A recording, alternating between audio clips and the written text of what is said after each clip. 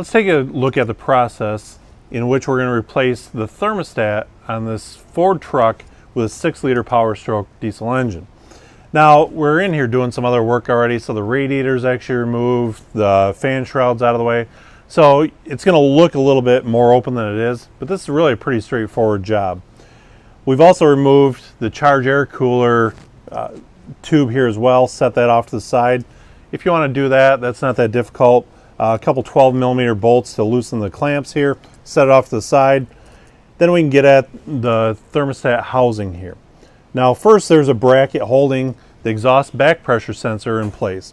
We're going to back those nuts off, and then we're going to remove these two studs up out of the upper cover here, and that will remove our whole housing along with the thermostat. This is a one-piece unit here.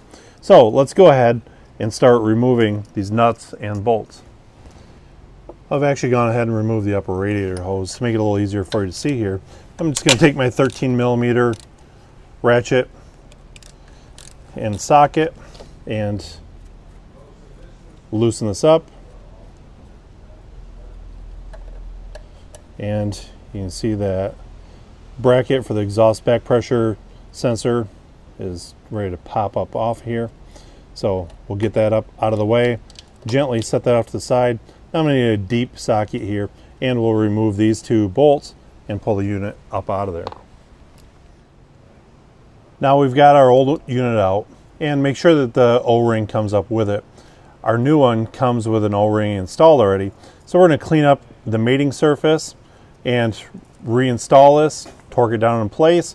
We're going to bolt that bracket up, reassemble everything, and we will bleed and fill our cooling system, and we're ready to go. Hopefully now you understand what it takes to replace the thermostat on a 6-liter Powerstroke engine.